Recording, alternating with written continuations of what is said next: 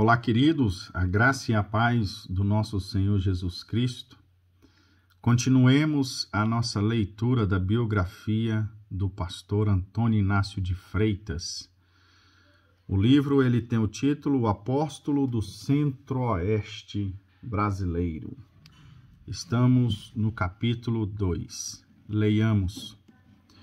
O começo das Assembleias de Deus em Anápolis. Logo que a família Freitas foi recebida pela Igreja Assembleia de Deus, todos passaram pelo batismo nas águas por imersão. Era um total de 6 pessoas que integraram a primeira Assembleia de Deus em Anápolis. O senhor José Freitas, pai de Antônio Inácio de Freitas, foi empossado como dirigente daquele novo trabalho. Foi uma bênção, pois toda a família compartilhava do mesmo sentimento de amor pela obra de Deus, que tomou grande impulso e cresceu maravilhosamente.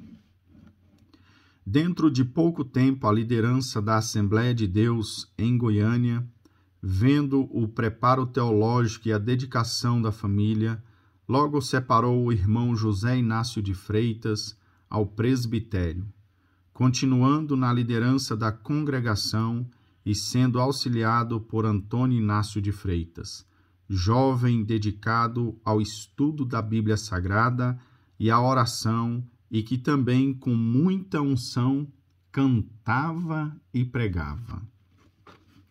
O trabalho cresceu tanto que logo foram formadas novas congregações que se espalharam por toda a cidade de Anápolis. A evangelização nessa cidade muito se deve ao trabalho evangelístico desempenhado pela família Freitas. Anápolis hoje é a cidade mais evangelizada do país. Cumpre-se a palavra, lança o teu pão sobre as águas e depois de muitos dias o acharás. Eclesiastes 11, verso 1. O batismo com o Espírito Santo.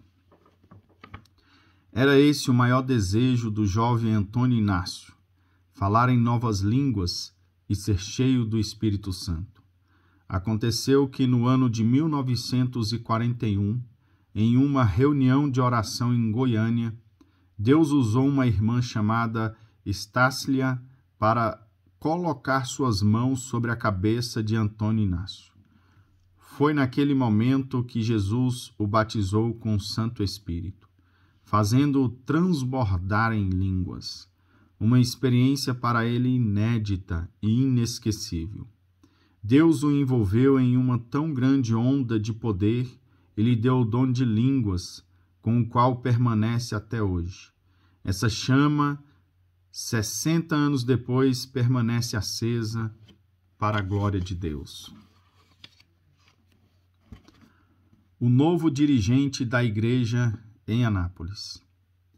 Depois do glorioso batismo com o Espírito Santo, houve uma abençoada reunião em Goiânia, onde o pastor José Domingues Ludovico, que era o atual pastor da Igreja Assembleia de Deus em Goiânia, indicou o nome do jovem Antônio Inácio de Freitas para assumir a direção da igreja em Anápolis, em substituição ao seu próprio pai. Esse fato foi marcante na vida ministerial do jovem obreiro, pois o seu maior desejo era estar ligado diretamente ao trabalho do Senhor em tempo integral.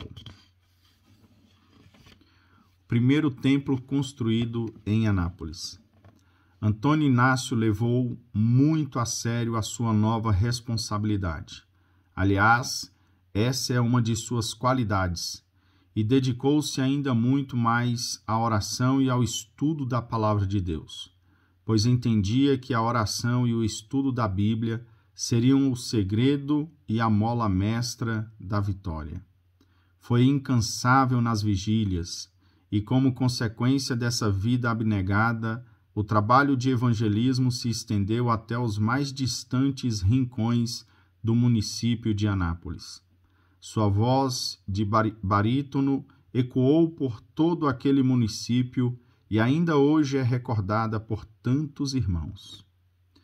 Logo, projetou a construção do primeiro templo, pois até então a igreja se reunia em um modesto salão provisório, na Avenida Tiradentes, centro de Anápolis. Os recursos eram poucos, dependendo muito da providência divina, que nunca o desamparou, cumprindo assim a palavra: eis que estou convosco todos os dias. Mateus 28, 20. O entrevistado. Louvo a Deus pela forma como agiu, enviando de Goiânia o irmão Abílio Alves Duarte, para me ajudar a serrar madeira para a construção do novo templo. O irmão Abílio era um bom companheiro, homem de Deus, tinha uma boa palavra e gostava muito de orar e evangelizar. Duas qualidades imprescindíveis ao obreiro. Pela necessidade da obra, entramos no mato para serrar madeira e passamos vários dias sem poder vir a casa. Trabalhávamos puxando serra todo dia. Meu companheiro subia para a parte de cima da tora de madeira no estaleiro e eu ficava na parte de baixo. Era um trabalho duro.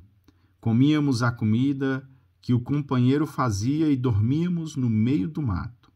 Isso por vários dias até o término do trabalho. Com os nossos esforços pessoais, a ajuda dos irmãos e a bênção de Deus, dentro de pouco tempo estava erguido o primeiro templo das Assembleias de Deus em Anápolis, para o conforto dos irmãos e a glória de Deus. Antônio Inácio orava por uma companheira. Disse o Senhor Deus: não é bom que o homem esteja só. Far-lhe-ei uma ajudadora que lhe corresponda. Gênesis 2:18.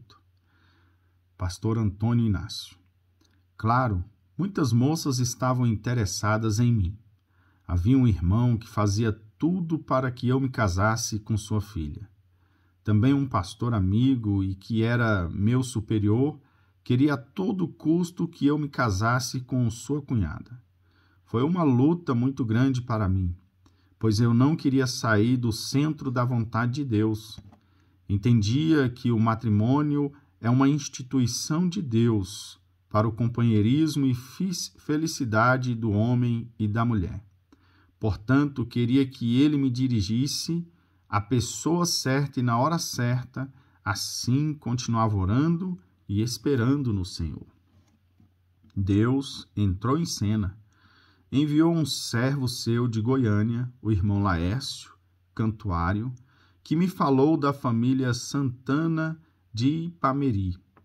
Ele me disse: é uma família de verdadeiros servos de Deus, crentes, tementes e muito atuantes na igreja. Possuem 3 filhas e cada uma mais bonita do que a outra. Fiquei entusiasmado com aquela notícia. Na primeira oportunidade fui a Ipameri, juntamente com outros companheiros, para participar de uns trabalhos na igreja. E, claro, para conhecer as moças e a família. As reuniões foram grandemente abençoadas. Tivemos a oportunidade de pregar, cantar e etc. Não posso ocultar o sentimento do meu coração por uma das 3 moças. Ali mesmo comecei a orar pedindo a confirmação de Deus. A moça era realmente muito bonita, exatamente como eu sonhava, dedicada na obra de Deus e com os cabelos bem compridos. Não foi possível conversar com a moça. Apenas oramos e colocamos nas mãos de Deus. No momento da partida, quase toda a pequena igreja de Ipameri estava na estação para nossa despedida. Não demorou muito, ouvimos o apito do trem que se aproximava. Era o velho Maria Fumaça, que se aproximava. O meu coração batia fortemente no peito. Tinha encontrado a pessoa dos meus sonhos, porém não foi possível trocar uma palavra com ela. Depois da despedida, apertando a mão de cada um dos que estavam ali, tomei o trem e ocupei um lugar à janela. Queria ficar olhando por mais algum tempo a beleza natural daquela moça. Como providencialmente aquele trem demorou um pouco mais, em um momento quando Ana passava perto da minha janela, eu a chamei e lhe fiz um pedido.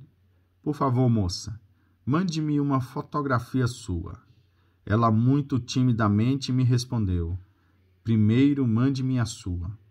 Apenas cheguei em casa e logo enviei a melhor foto. A melhor foto que consegui. Dentro de poucos dias, tinha em minhas mãos a bela foto daquela que Deus escolheu para ser minha esposa e mãe dos meus filhos, e a fiel companheira de uma longa trajetória na obra de Deus. Meu casamento. O que Deus ajuntou, não separe o homem. No dia 30/1 de 43, realizamos o nosso sonho. Foi o segundo dia mais feliz da minha vida. O primeiro foi o dia que tive o encontro com Jesus. O segundo foi o dia do meu matrimônio. Irmãos, amigos e familiares, todos em uma cerimônia simples e muito abençoada. Festejávamos aquele acontecimento. As duas famílias se uniam em um pleito de gratidão a Deus pela nossa união matrimonial. Tínhamos absoluta certeza que estávamos no centro da vontade diretiva de Deus. O oficiante da cerimônia foi o pastor Manuel Epaminondas Senhorinho, que pastoreava em Pires do Rio, auxiliado pelo pastor Antônio Araújo, que foi o primeiro pastor da irmã Ana Maria de Freitas. O pastor que oficializou o casamento. No centro, o pastor Antônio Inácio de Freitas, à direita, o pastor Manuel Epaminondas Senhorinho, pastor que na época estava sediado em Pires do Rio. Foi quem oficializou a cerimônia do casamento. À direita, o pastor Antônio Araújo, que foi o primeiro pastor da irmã Ana. Eu vou mostrar para vocês aqui as fotos. O livro ele contém esses registros. Então, tá aqui mostrando para vocês esses registros maravilhosos. Um fato interessante, a noiva não usou véu. Na época, não era permitido às jovens usá-lo em todo o ministério de Madureira. Foi realmente uma preocupação de parte da família. Porém, a certeza de que aquela união era plano de Deus lhes ajudou a superar esse pequeno impasse. Os dias foram passando, agora não mais só, acompanhado da esposa e fiel companheira, se sentia mais apoiado e o ardor pela obra do Senhor mais se acentuou, pois não lhe saía do coração o ide de Jesus. O trabalho em Uruana. Disse-lhe Jesus, ide por todo o mundo, pregai o evangelho a toda criatura. Marcos 16:15. Movido por esta ordem do mestre, o pastor Antônio Inácio se mobilizou. Ao tomar conhecimento da urgente necessidade espiritual da cidade de Uruana, uma cidade que estava crescendo muitíssimo, em decorrência da grande migração de pessoas de diferentes lugares, atraídos pela possibilidade de trabalhar na agricultura, aproveitando assim a fertilidade daquelas terras. Os jovens Divino Gonçalves e Albino Boaventura foram usados por Deus para convencer o jovem obreiro de Anápolis a estender as suas atividades até a cidade de Uruana.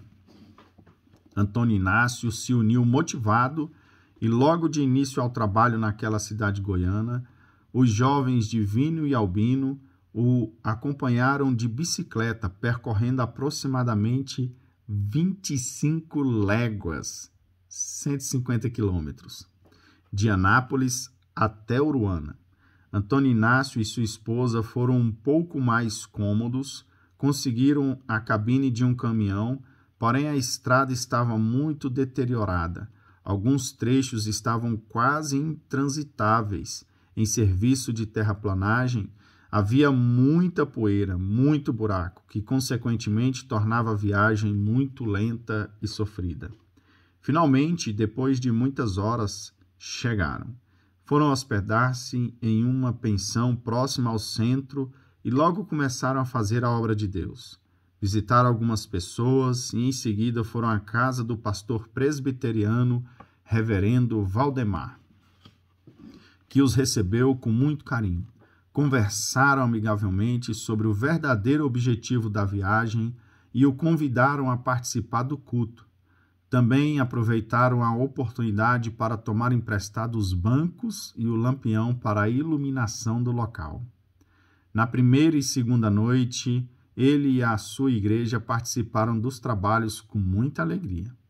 Deus abençoou grandemente aquelas reuniões.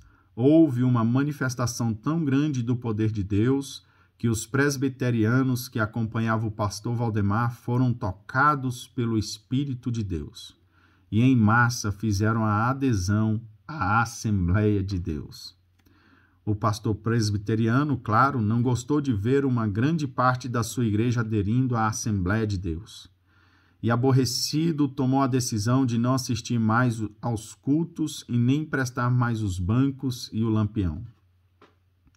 Não obstante, a oposição foi realmente um trabalho grandemente abençoado. Ali ficou um bom começo e logo tornou-se em uma grande igreja em Uruana, a capital da melancia. Aquela semente germinou, tornou-se uma árvore frondosa, cujos galhos se estenderam a vários outros lugares, na circunviança, Rio Verde, Ceres e outros, onde o Evangelho chegou e triunfou. Muitos batismos foram realizados e muitos templos construídos para a glória e louvor do nome de nosso Senhor Jesus Cristo. O desprendimento de tudo, incluindo o conforto, se podia notar em nosso paladim do centro-oeste. Tanto que, montado em seu cavalo, era incansável na obra de Deus e foi em uma dessas viagens que chegou à localidade de Itaguaru, que distava 4 léguas, 26 quilômetros de Uruana. Naquele lugar começou o trabalho da Assembleia de Deus, trabalho que prosperou grandemente, onde mais tarde foi construído um grande templo para a glória do nosso Senhor Jesus. Diz o nosso querido pastor Inácio. Não posso esquecer o nome do irmão Napoleão. Foi uma pessoa que Deus usou grandemente naquela localidade. Se tornou um grande amigo e muito nos ajudou na construção do primeiro templo. Que Deus o abençoe e recompense pelo seu companheirismo e fidelidade. O acidente de caminhão. No mês de abril de 1943, na viagem de regresso de Uruana a Anápolis, depois de um abençoado trabalho evangelístico, o inimigo, nosso grande adversário, armou uma cilada para nós. Se não fosse a misericórdia de Deus em proteger-nos, teríamos perdido a vida em um fatal acidente com um caminhão dirigido pelo senhor chamado Zenão.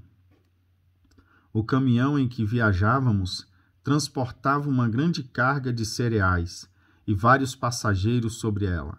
Em dado momento, ao entrar numa curva, ele se desgovernou e o motorista perdeu o controle, vindo o veículo a sair da estrada e virando cerca de 3 vezes, lançou carga e passageiros para um lado e outro. Quando conseguiu parar, minha esposa e eu saímos pela janela. Mas, graças a Deus, estávamos ilesos. Logo depois, observamos que o caminhão tinha parado bem perto de um grande abismo. Fomos salvos por milagre.